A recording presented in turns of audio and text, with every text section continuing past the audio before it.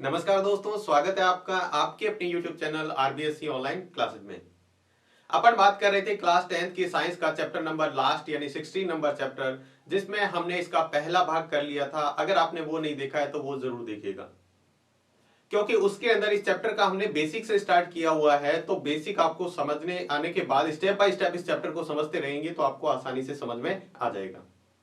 तो चलिए हम बात करते हैं आज का जो हमारा टॉपिक है, जो हमारा चैप्टर चल रहा था प्राकृतिक संसाधनों का प्रबंधन, यानी प्राकृतिक संसाधनों का किस तरह से हम प्रबंधन कर सकते हैं, मैनेजमेंट कर सकते हैं। उसके अंदर आज जो हमारा टॉपिक है वो है वन एवं वन्य जीवन से संबंधित। वन एवं वन्य जीवन से संबंधित टॉपिक है, बहुत महत्वपूर्ण है।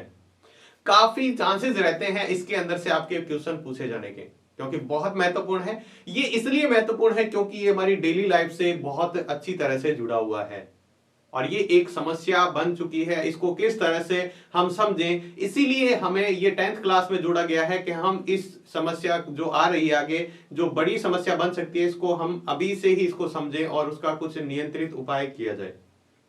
चलिए देखते हैं, बात करते हैं। यहां पर हम ये देखते हैं कि वन्य जीवन की बात करें तो इसके अंदर वन जैव विविधता के विशिष्ट स्थल हैं। वन क्या है? जैव विविधता के यानी हॉटस्पॉट के विविध स्थल है। विविध स्थल का मतलब क्या होता है?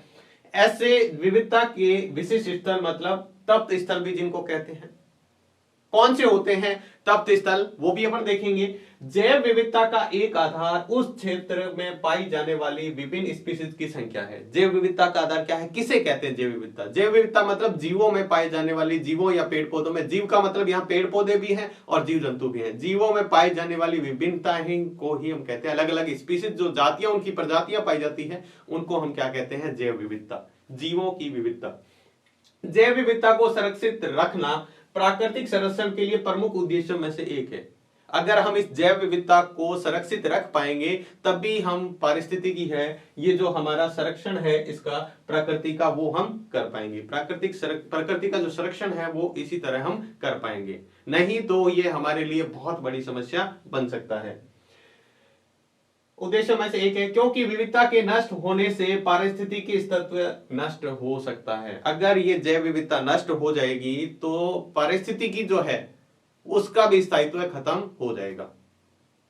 मतलब हो सकता है तो लगभग हो जाएगा, क्योंकि सभी ना सभी एक दूसरे से एक कड़ी के रूप में जुड़े हुए हैं। अगर ये कड़ी कहीं से भी टूट जाती है तो फिर वो चैन पूरा टूट जाएगा और धीरे धीरे वो समाप्त हो जाएगी। देखिएगा, जैव विविधता यानी जैव विविधता किसे कहते हैं उसको समझते हैं, और जैव विविधता के तप्त स्थल यानी हॉटस्पॉट कौन से हैं, जैव विविधता के विशिष्ट स्थल कौन से हैं उसको देखते हैं। तो जैव विविधता किसी एक क्षेत्र में पाई जाने वाली विभिन्न या विविध स्पीशीज की संख्या है। एक क्षेत्र, कोई विशेष क्षेत्र हमने ले लिया, जैसे हम रेगिस्तान ले सकते हैं। रेगिस्तान में कौन कौन सी प्रजातियां, किस किस जीव की कितनी प्रजातियां, वो पेड़ पौधे के बारे में हो सकती है, जीव जंतु के बारे में हो सकती है, उनकी सभी प्रजातियों को, संख्या को हम क्या कहते हैं? एक विशेष क्षेत्र। विशेष क्षेत्र हमने कौन सा ले लिया? हमारा रेगिस्तान। तो रेगिस्तानी भाग में, या रेगिस्तान का भी कोई एक हिस्सा ले सकते हो आप, तो रेगिस्तान में पाए जाने वाले विभिन्न जो स्पीशीज हैं, प्रजातियां हैं, उन्हीं की संख्या को हम क्या कहते हैं? जैव विविधता कहते हैं। कितनी अधिक संख्या पाई जा रही है इसमें। जैव विविधता में हर कोई अपना महत्वपूर्ण भूमिका निभाता है, चाहे वो छोटे से छोटा जीवाणु भी क्यों न हो, और बड़े से बड़ा ब्लू व्हेल या जिराफ हो गया, हाथी हो गया, ये भी अपनी पूरी तरह से सभी जीव अपनी महत्वपूर्ण भूमिका निभाते हैं। पुष्पी पादप हो गया, ठीक है, पक्षी हो गया, कीट हो गया, सरीसृप हो गया, जीवाणु हो गया, कवक हो गया, ये सारे क्या हैं? ये इसके ही, ये जैव विविधता के ही भाग है, जैव विविधता के हिस्से हैं ये। जैव विविधता किसे कहते हैं? किसी विशेष क्षेत्र में पाई जाने वाली विभिन्न स्पीशीज यानी विभिन्न प्रजातियों को की संख्या को हम क्या कहते हैं? जैव विविधता कहते हैं। आइए बात करते हैं आगे। दोनों ही परिभाषाएं महत्वपूर्ण है, जैव विविधता और जैव विविधता हॉटस्पॉट यानी जैव विविधता के विशिष्ट स्थल, या तप्त स्थल भी कहते हैं, जैव विविधता के तप्त स्थल, या हॉटस्पॉट भी कहते हैं, जैव विविधता हॉटस्पॉट, बायोडाइवर्सिटी हॉटस्पॉट। देखो, ऐसे क्षेत्र जहां बहुत अधिक जैव विविधता होती है वे जैव विविधता के तप्त स्थल कहलाते हैं। कोई आपने ऐसा क्षेत्र देखे जो क्षेत्र तो बहुत छोटा है लेकिन वहां पर बहुत ज्यादा प्रजातियां, बहुत अलग अलग तरह की प्रजातियां पाई जाती है, वो जैव विविधता के हॉटस्पॉट है। जैव विविधता के, उनका क्षेत्र तो बहुत कम है लेकिन वहां पर अनेकों तरह की प्रजातियां पाई जाती है। उस स्थान को, उस क्षेत्र को हम कहते हैं जैव विविधता के विशिष्ट स्थल या जैव विविधता के तप स्थल या फिर हॉटस्पॉट कहते हैं, जैव विविधता हॉटस्पॉट कहते हैं।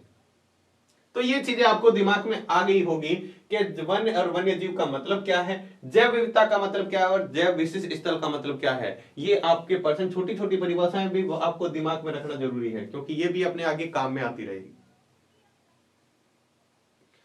ठीक है, चलिए हम आगे बात करते हैं। इसके बाद में जो नेक्स्ट है हमारा वो है स्टेक होल्डर या दावेदार। इन वनों के दावेदार कौन है, किस किस को वन की जरूरत है, वन किस किस के लिए है, उसके बारे में बात करते हैं।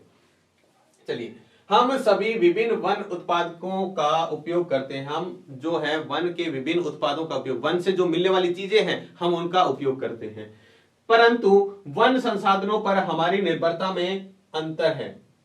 हम अलग अलग तरह से अलग अलग इनका उपयोग किया जाता है। सबकी वनों पर निर्भरता क्या है, अलग अलग है। देखो, वन के अंदर रहते हैं, जो वन के आदिवासी लोग हैं वो वन के अंदर रहते हैं, उनकी निर्भरता पूरी की पूरी तरह से वनों पर है। हम मकान बना के रहते हैं तो हमारी कुछ आवश्यकताएं वनों के डायरेक्ट नहीं होकर इनडायरेक्टली, जैसे फर्नीचर बनाना तो पेड़ को काट कर हम फर्नीचर बनाते हैं, या फल फ्रूट तोड़कर हमारे पास पहुंच जाते हैं, हमारी निर्भरता अलग तरह से। तो इस तरह से सभी की वनों पर निर्भरता अलग अलग होती है। तो इसके दावेदार कौन है, यानी किस किस का इनके ऊपर क्या है, हक है, उसके बारे में बात करते हैं। तो देखो, स्थानीय लोग, सबसे पहली बात तो वहां के स्थानीय जो लोग हैं, उस वन के आसपास रहने वाले लोग, उस वन के अंदर रहने वाले लोग, सबसे पहले वो दावेदार हैं। किस तरह से, वन के अंदर और निकट रहने वाले लोग जो अपनी आवश्यकताओं के लिए वन पर निर्भर रहते हैं, वो पूरी तरह से अपनी आवश्यकताओं के लिए किसके ऊपर निर्भर रहते हैं, वन के ऊपर निर्भर रहते हैं। अपनी आवश्यकताएं पूरी तरह से वन पर निर्भर नहीं है हमारी। वैसे तो आप कहेंगे सर वन के बिना ऑक्सीजन कैसे मिलेगी पेड़ पौधों की, वो छोड़कर बाकी जो आवश्यकताएं हैं वो हम डायरेक्टली उसके ऊपर निर्भर नहीं है। लेकिन ये जो लोग होते हैं, स्थानीय जो लोग हैं, वो पूरी तरह से वनों पर निर्भर रहते हैं। क्या क्या चीजें मिलती हैं, सबसे पहले इनको क्या मिलती है, ईंधन के रूप में जलाऊ लकड़ियां। लकड़ियां भी कहां से, जलाने के लिए, चूल्हा जलाने के लिए लकड़ियों का उपयोग करते हैं, वो जंगल से मिलती है, छोटी लकड़ियां। इसके बाद में बांस के पेड़ या कोई बड़ी लकड़ियां होती है, उनसे अपना घर बनाते हैं, झोपड़ियां बनाते हैं। यहां तक कि भोजन एकत्रित करने के लिए आपने देखी हुई बांस की जो बास्केट बनी होती है, ठीक है, बास्केट यानी जो बड़ा सा जिसके अंदर ऐसा बना दिया जाता है बांस का, जिसके अंदर उसके अंदर भोजन एकत्रित करने के लिए, ठीक है, और इसी तरह का उसका भंडारण करने के लिए। आपने देखा होगा बांस के बहुत सारे उपकरण बने होते हैं घर में सामान रखने के लिए, उनके वो बांस के बनाए जाते हैं, ठीक है। तो वो भी उनके किससे मिलते हैं, पेड़ पौधों से, उन्हीं वन से। खेती के औजार जैसे हल वगैरह है, हल का मुख्य भाग एक छोड़ दिया जाए, जिसकी जो नोक होती है वो लोहे की होती है, बाकी पहले पुराने समय में तो वो भी लकड़ी की होती थी। यानी आदिवासी लोग लगभग हल वगैरह जो होते हैं औजार, जो खेती के औजार है, लगभग सारे किसके यूज करते हैं, वो लकड़ियों के होते हैं। मछली पकड़ने का जो कांटा होता है वो भी लकड़ी का वो उपयोग करते हैं उनसे, और शिकार करने के जो औजार हैं वो भी किसके होते हैं, लकड़ी के बने होते हैं। किसके बने होते हैं, लकड़ी के बने होते हैं, लकड़ी के बने होते हैं। इसके बाद में बात करें, वन मछली पकड़ने और शिकार स्थल है। वन क्या है, मछली पकड़ने। वन के बीच में आप देखे होंगे कहीं पानी का तालाब वगैरह है तो मछली पकड़ने के वन, और साथ में ही शिकार स्थल भी है। शिकार कहां करेंगे लोग, जो आदिवासी लोग हैं वो शिकार के लिए कहां रहेंगे, वनों पर निर्भर रहते हैं। शिकारी कहां मिलते हैं, वन के अंदर, तो वहां पर उसके ऊपर इस तरह से हम बात करें। उसके अलावा जो लोग हैं, व्यक्ति को फल मिलना, नट्स मिलना, नट्स यानी ड्राई फ्रूट, जो अपन काजू बादाम पिस्ता वगैरह जो होते हैं वो नट्स कहलाते हैं, ड्राई फ्रूट, और तथा औषधि प्राप्त करने में ये कहां से हमें मिलती है, ये वनों के अलावा हमें भी कहां से मिलती है, ये हमें वहीं से ही मिलती है। फल भी वहां से मिलता है, नट्स भी वहीं से मिलते हैं हमें, वनों से, पेड़ पौधों से। और औषधियां यानी बहुत सारी दवाइयां भी पेड़ पौधों से बनती है, जिसके बारे में आपने तुलसी के बारे में सुना होगा, नीम के बारे में सुना होगा। तो ये क्या है, बहुत ही महत्वपूर्ण पौधे हैं, दवाइयों के रूप में भी काम आते हैं। और साथ में आदिवासी लोग पशुओं को चराने के लिए उसी वनों का उपयोग करते हैं, उस वन में ही पशु चराते हैं, और पशुओं का चारा जो होता है वही वन से ही प्राप्त करते हैं। जैसे अपने राजस्थान के अंदर खेजड़ी की जो लूख जिसको कहा जाता है वो भी वहीं से प्राप्त होती है, ठीक है। खेजड़ी के पत्तों को इकट्ठा किया जाता है, बेर के छोटे छोटे पत्ते होते हैं उनको अपने जो पशुओं को खिलाने के लिए इकट्ठा किया जाता है। तो वो भी चारा भी उनको कहां से मिलता है, वो भी उनको जंगल से ही मिलता है, उन वनों से ही मिलता है। तो सबसे पहले दावेदार कौन है, वहां के स्थानीय लोग। ठीक है। दूसरा बात करते हैं, इसके बाद दूसरे कौन है दावेदार, वो है सरकारी वन विभाग। सरकारी जो वन विभाग है वो इसका दावेदार है। किस तरह से है, देखो, जिसके पास वनों का स्वामित्व है, यानी जो इसके क्या है, एक तरह से कहे जाए तो स्वामी है, उसके मालिक हैं, ठीक है, तथा वनों से प्राप्त संसाधनों का नियंत्रण करते हैं। वनों से प्राप्त जो भी संसाधन होते हैं उनका नियंत्रण भी कौन करते हैं, उनका कंट्रोल भी यही करते हैं, वन विभाग। बात करें, अंग्रेजों ने वनों का नियंत्रण अपने हाथों में ले लिया। जब भारत में पहले जब लोग रहते थे, जब अंग्रेज नहीं आए थे, उससे पहले भारत के लगभग सभी लोग जंगलों पर ही निर्भर थे, जंगलों में रहते थे, उसी पर निर्भर थे। लेकिन जैसे ही जहां से अंग्रेज यहां पर आए तो उन्होंने क्या किया, धीरे धीरे अपना स्वामित्व बढ़ाते हुए उन्होंने क्या किया, अपना मालिकाना हक बढ़ाते हुए उन जंगलों को अपने हाथ में ले लिया, अपने कंट्रोल में ले लिया, धीरे धीरे उनको करके। फिर क्या हुआ, जैसे उन्होंने अपने हाथ में ले लिया तो उन्होंने अपने स्वार्थ के लिए उन्हों का दोहन करना स्टार्ट कर दिया, जंगलों का दोहन करना स्टार्ट कर दिया। जरूरत से ज्यादा लकड़ियां काटना, फर्नीचर के लिए ये सारा काम करना, और इस तरह के खुद के जो जरूरत की पेड़ पौधे लगाना, दूसरों को काट देना, इस तरह के उन्होंने क्या किया, अपने स्वार्थ के लिए उनका बहुत दोहन किया। और साथ में ही वहां के मूल निवासी जो स्थानीय लोग थे वो एक सीमित क्षेत्र में रहने को मजबूर हो गए, क्योंकि सारा का सारा शासन किसके हाथ में था, अंग्रेजों के हाथ में। तो उन्होंने एक तरह से लोगों को सीमित कर दिया कि आप इस क्षेत्र में रहोगे, जंगलों से उनको अलग कर दिया गया। तो इस तरह की बहुत सारी समस्याएं यहाँ पर क्या हुआ, रहने को मजबूर हो गए। स्वतंत्रता के बाद जैसे ही भारत स्वतंत्र हुआ तो वन विभाग ने उनका सारा कंट्रोल तो अपने अंडर में ले लिया, अंग्रेजों से वनों का नियंत्रण अपने हाथ में ले लिया। लेकिन क्या हुआ, वनों के बहुत बड़े क्षेत्र में एक ही प्रकार के वृक्षों में परिवर्तित हो गए थे।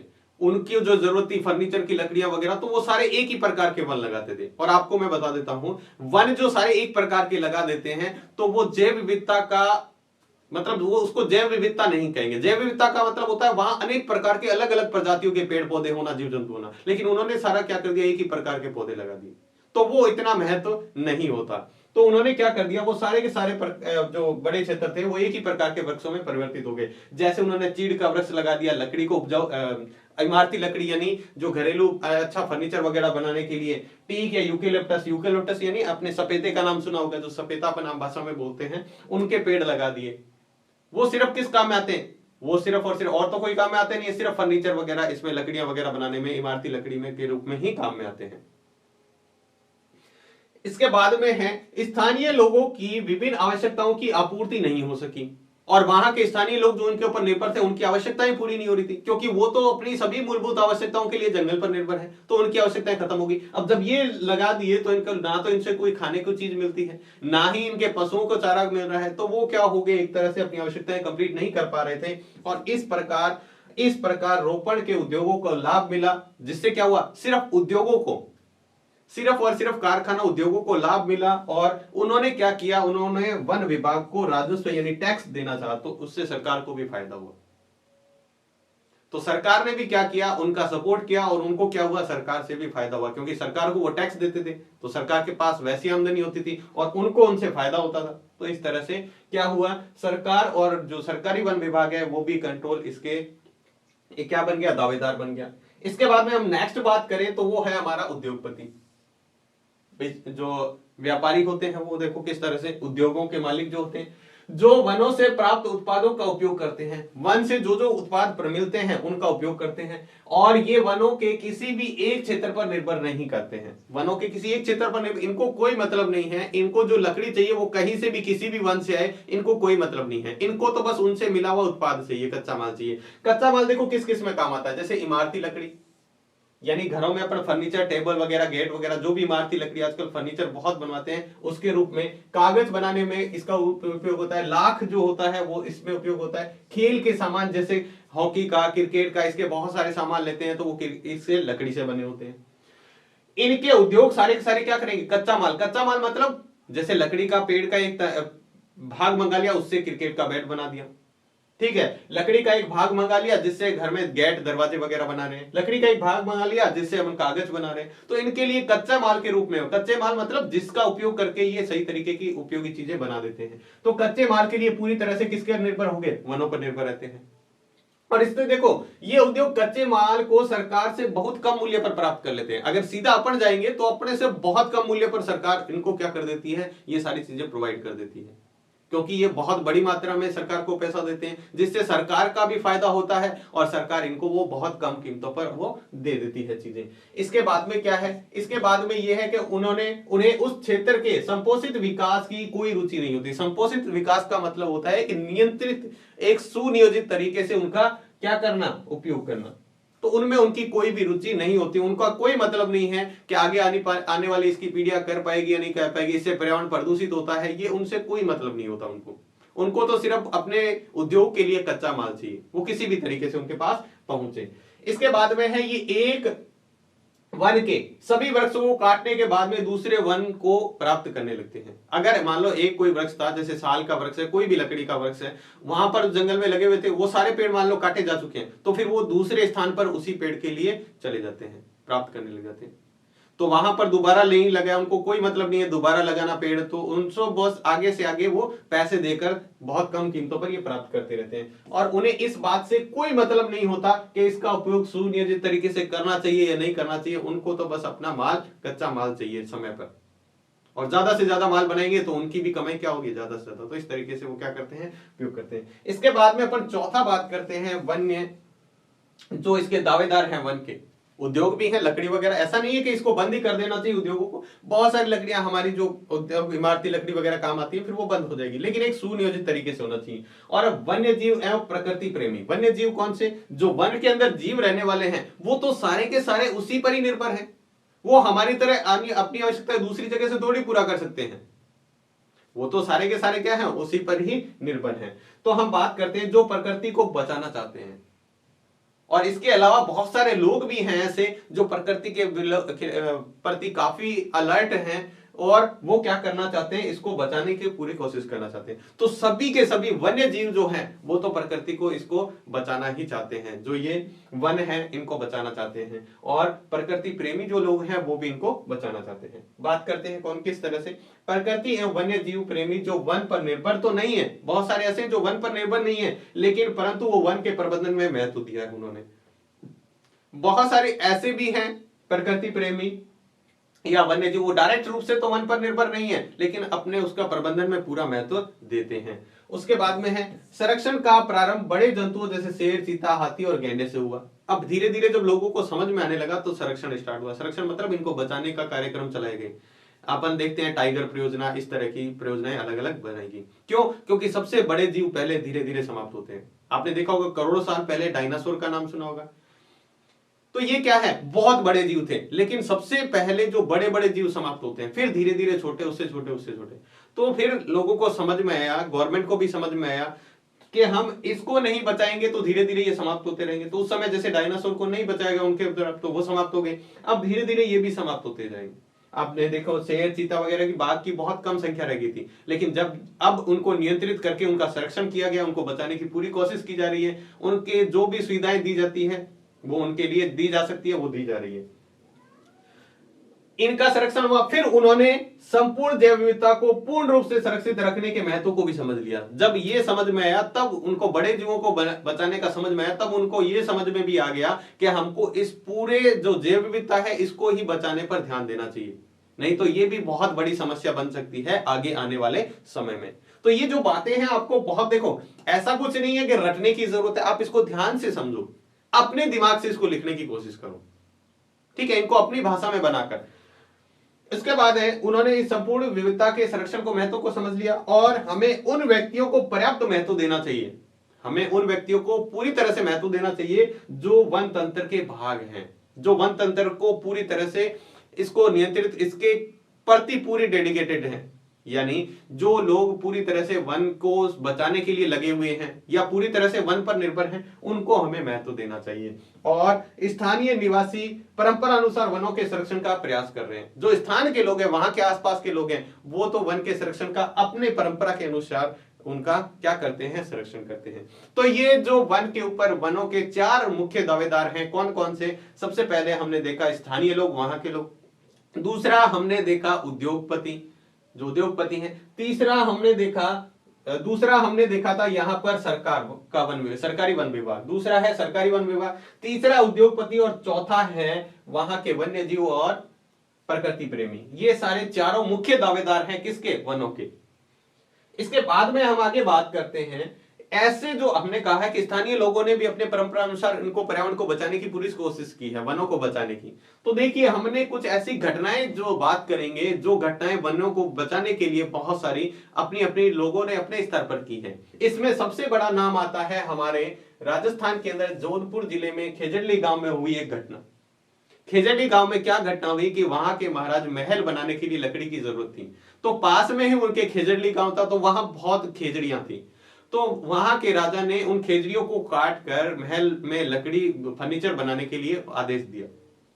तो उनके सैनिक वहां पहुंचे और पहुंचने के बाद में उन्होंने खेजड़ी को पेड़ काटने का स्टार्ट किया। तो वहां पर एक बहुत ही महत्वपूर्ण महिला जो अमृता देवी बिश्नोई नाम की एक महिला थी, उनको ये बात पता चली और वो वहां पर उनको रोकने का प्रयास किया कि पेड़ मत काटिए, ये इस तरह का, क्योंकि इनको बचाना है, संरक्षण है, उनके महत्व को समझाया, लेकिन वो नहीं माने। तो उन्होंने क्या किया, उन पेड़ों को लिपट गए और उन्होंने कहा कि अगर आप इस पेड़ को काटोगे तो आपको हमें साथ में काटना पड़ेगा। लेकिन राजा के आदेश के अनुसार उन्होंने क्या किया, उनको साथ में ही काटना प्रारंभ कर दिया, लोगों को साथ में काटना प्रारंभ कर दिया और धीरे धीरे करते 363 लोगों के साथ अमृता देवी और उसकी 2 बेटियां यानी तीनों जनों ने उन्होंने क्या कर दिया, अपना बलिदान पेड़ों के लिए दे दिया।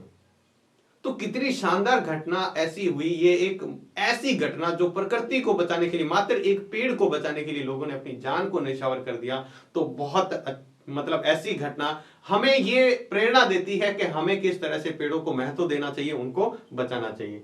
देखो इसमें क्या याद रखना है, इसमें देखो आपसे पूछे खेजड़ी की जो घटना हुई, खेजड़ी या खेजड़ी अपना आम भाषा में खेजड़ी बोलते हैं, खेजड़ी वर्क्स जो उसका है। अमृता देवी बिश्नोई ने सन 1731 में कौन से, राजस्थान के जोधपुर जिले में यह घटना हुई थी। एक गांव में खेजड़ी के वृक्ष को बचाने के लिए अमृता देवी ने 363 लोगों के साथ अपना बलिदान दे दिया। ठीक है, इसके बारे में और भी लिख सकते हो, जैसे मैंने आपको बताया है कि राजा ने उसको आदेश दिया था, तो वहां के सैनिकों ने उनको क्या कर दिया, पेड़ों के साथ 363 लोगों को काट दिया। तो इस तरह की घटना हुई। अब उसके बाद में क्या किया, अभी उनकी स्मृति में, उनकी याद में, अमृता देवी बिश्नोई की याद में ऐसे पर्यावरण जो अच्छा काम करते हैं, वनों को बचाने का, पर्यावरण संरक्षण का जो कार्य करते हैं, उनके लिए अमृता देवी बिश्नोई राष्ट्रीय पुरस्कार दिया जाता है। राष्ट्रीय पुरस्कार देखो, जीव संरक्षण के लिए, वनों एवं जीवों की संरक्षण के लिए अमृता देवी बिश्नोई राष्ट्रीय पुरस्कार दिया जाता है। उनकी स्मृति में, उनकी याद के लिए, उन्होंने ऐसा बलिदान दिया था, उनको बहुत बड़ा काम किया उन्होंने, तो उनकी याद में ऐसा पुरस्कार भी दिया जाता है जो अच्छा काम करते हैं जीवों के लिए। इसके बाद दूसरी घटना हुई चिपको आंदोलन। देखो ये चिपको आंदोलन नहीं है, चिपको आंदोलन अब बात करेंगे। चिपको आंदोलन हुआ था, यह आंदोलन हिमालय पर गढ़वाल के रेनी नामक गांव में हुआ। ये पहले तो है उत्तराखंड का, ठीक है। वहां पर क्या हुआ था, वहां पर एक गांव है गढ़वाल के जिले के रेनी नामक गांव में, गढ़वाल जिले उत्तराखंड के, गढ़वाल एक जिला है हिमालय के पास में, हिमालय पर, वहां पर क्या है, उसके एक रेनी नामक गांव में हुआ था। जहां पर क्या हुआ, ठेकेदार ने क्या किया, वहां पर भी पेड़ काटने के, वहां बहुत सारे पेड़ थे, तो उन्होंने उसके पेड़ काटने को ठेकेदार ने आदेश दिया कि यहाँ पर पेड़ काटने हैं। लेकिन वहां के पुरुष जो थे वहां पर नहीं थे, वो काम के लिए बाहर गए हुए थे पूरे गांव के, वहां सिर्फ महिलाएं थी। तो महिलाओं ने आगे आकर क्या किया, उन पेड़ों को बचाने के लिए ठेकेदार का विरोध किया और वो भी पेड़ों से चिपक गई, लिपट गई।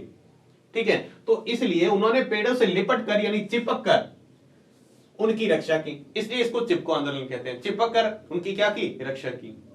ठीक है, तो यह आंदोलन तीव्रता से सभी समुदाय में फैल गया और वहां पर उस ठेकेदार को क्या करना पड़ा, बाद में उसको पेड़ काटने से वहां पर रोक लगा दी गई, उसने पेड़ वहां पर नहीं काटे। उन महिलाओं ने उसका विरोध किया तो फिर वहां पर पेड़ नहीं काटे गए।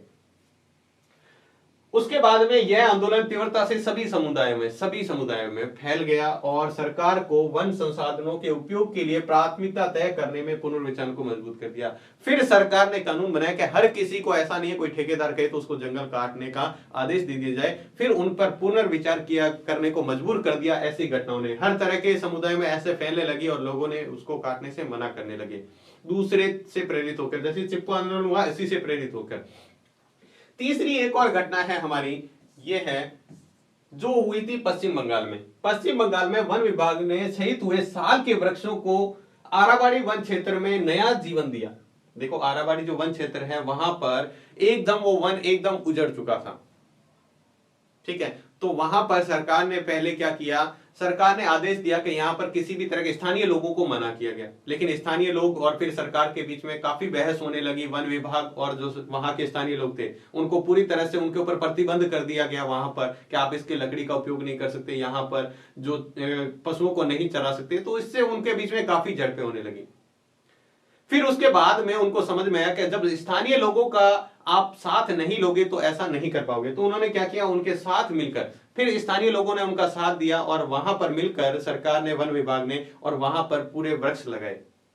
एकदम उजड़ चुके वृक्ष को लगाकर वापस उसको क्या दिया, नया जीवन ध्यान दिया। और स्थानीय समुदाय की सहमति और सक्रिय भागीदारी से वहां पर स्थानीय लोग और सक्रिय भागीदारी यानी वन विभाग में लिखकर 1983 तक आरावाड़ी साल वृक्ष एक समृद्ध वर्ष वापस वन बन गया। जो उजड़ चुका था पूरा, वापस पूरा समृद्ध वन बन गया। और आज उसकी कीमत लगभग 12.5 करोड़ से भी ज्यादा आंकी जाती है। तो ये एक बहुत महत्वपूर्ण घटना है कि पूरे उजड़ चुके आप स्थानीय लोगों का, ऐसा नहीं है कि बहुत सारी जगह पर क्या कर दिया जाता है, जैसे वहां पर पशुओं को इनको चराने से मना कर दिया जाता है। ऐसी घटनाएं आपकी बुक में दे रखी है। जो हिमालयी क्षेत्र है वहां पे आसपास में जो मैदानी भाग है वहां पर बहुत लंबी लंबी घास होती थी, लेकिन उसको राष्ट्रीय उद्यान बनाने के बाद में, राष्ट्रीय उद्यान जब हो जाता है तो वहां पर पशुओं को चराने में, शिकार करने में पूर्ण तरह से प्रतिबंध लगा दिया जाता है।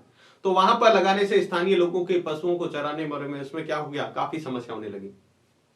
लेकिन उस स्थान पर काफी लंबी लंबी घास उग जाती थी, लेकिन उस घास में वापस वो क्या हुई, घास पूरा उगने के बाद में वो घास ज्यादा लंबी बढ़ने के बाद में जैसे बरसात वगैरह होती है तो वहीं गिर जाती है और वहां के क्षेत्र को बाकी दूसरे पौधों के उगने में क्या होने लगी, काफी परेशानी होने लगी। वो धीरे धीरे समाप्त होने लगा वैसा। तो फिर उसको सरकार को भी समझ में आया कि वहां के वापस जो स्थानीय लोग थे उनको, पशुओं को, चारा को वापस, अपना राष्ट्रीय उद्यान है उसको वापस, उसके ऊपर कानून बनाया गया उसी क्षेत्र के अंदर, और वापस लोगों को वहां पर उसका, स्थानीय लोगों को उसके जो जरूरतमंद आवश्यकताएं पूरा करने के लिए उसके अंदर उनको परमिशन दे दी गई। तो इस तरह से हम ये समझ सकते हैं कि किस तरह से लोगों ने इसके अंदर क्या क्या भागीदारी निभाई अपने स्तर को बचाने के लिए। एक और बहुत बड़ी यहां पर है, संपोषित प्रबंधन का मतलब क्या होता है। देखिए, संपोषित प्रबंधन का मतलब होता है प्राकृतिक संसाधनों का ऐसा प्रबंधन जिससे उनका स्थायित्व हमेशा बना रहे, संपोषित प्रबंधन कहलाता है। हमें इस तरह से प्राकृतिक संसाधनों का प्रबंधन करना चाहिए, मैनेजमेंट इस तरीके से करना चाहिए कि वो हमेशा के लिए या लंबे समय तक हम इसका उपयोग कर सकें। यह होता है संपोषित प्रबंधन। बहुत महत्वपूर्ण परिभाषा आपसे पूछी जा सकती, संपोषित प्रबंधन कह दो या संपोषित विकास का मतलब ये होता है कि इस तरह से इनका क्या किया जाए, उपयोग किया जाए सुनियोजित तरीके से कि इनको लंबे समय तक या हमेशा के लिए उपयोग कर सके। तो आज का हमारा जो टॉपिक था वन एवं वन्य जीवन के बारे में, हमने बहुत ही अच्छे से इसको बहुत ही सरल सी भाषा में समझा। उम्मीद है आपको अच्छे से समझ में आ गया होगा। अगर फिर भी आपको कोई डाउट हो तो आप कमेंट में लिखकर पूछ सकते हैं। अगर वीडियो आपको अच्छा लगा है तो इसको लाइक जरूर कीजिएगा, और चैनल को अभी तक सब्सक्राइब नहीं किया तो सब्सक्राइब कर लीजिए और दूसरों को शेयर करके जरूर बताइए ताकि दूसरे बच्चे भी इसका फायदा उठा सकें। तो आज की वीडियो में बस इतना ही, मिलते हैं नेक्स्ट वीडियो में इस बचे हुए चैप्टर के साथ। तब तक के लिए धन्यवाद।